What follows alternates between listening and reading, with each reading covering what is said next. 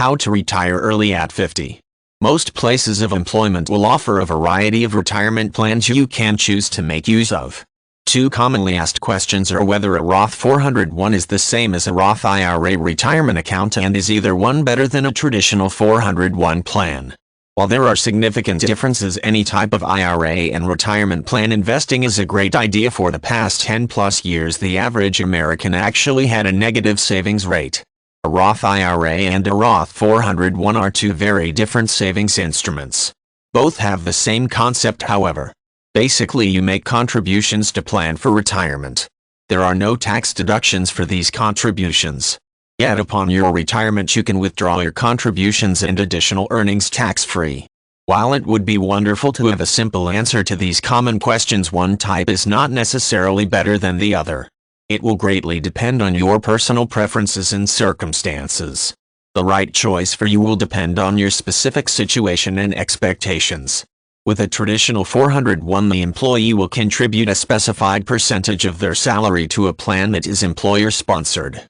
Many companies will make contributions to your account, and some companies will even offer a match of up to 100% of your contributions. No contribution that is made to the traditional 401 is counted as taxable income. All of the gains that are accumulated in the account are tax-deferred. Upon withdrawal, the amount is taxed as if it were ordinary income. The traditional 401 is similar to a traditional IRA account, and account owners will have to begin taking withdrawals at age 71 too. When dealing with a Roth 401, the contributions that are made by the employer are kept separate. These contributions will receive the same tax treatment as a traditional 401. A Roth IRA does not have a withdrawal requirement. You will never be required to make mandatory withdrawals from the account. Roth 401 accounts do have a withdrawal rule, and owners will be required to begin withdrawing when they reach 71 too. One way to avoid the mandatory withdrawal rule is to roll over the Roth 401 into a Roth IRA retirement account. Keep in mind that Roth 401 accounts are available to every worker, while Roth IRAs have an income restriction. The Roth 401 plan has a maximum contribution limit. In 2009, the limit is $16,500. However, there is a $5,500 catch-up contribution that is allowed for workers who are over the age of 50.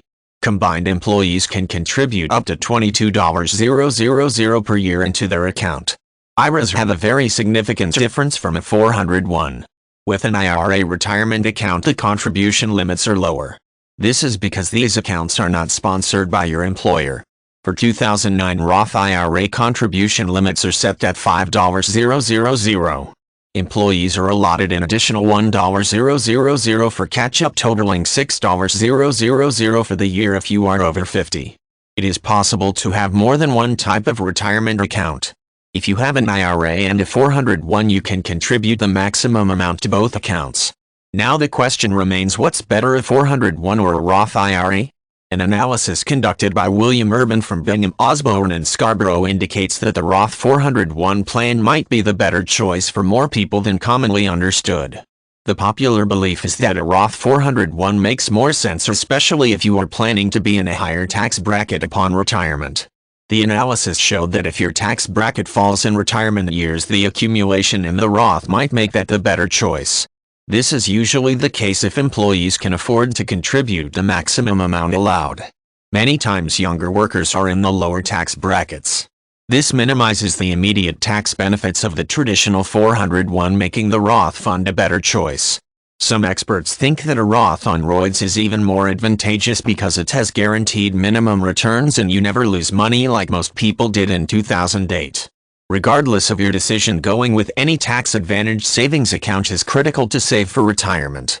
More and more people file for bankruptcy because they did not have a large enough savings when a financial emergency occurred, such as a sickness, loss of a job, or death in the family.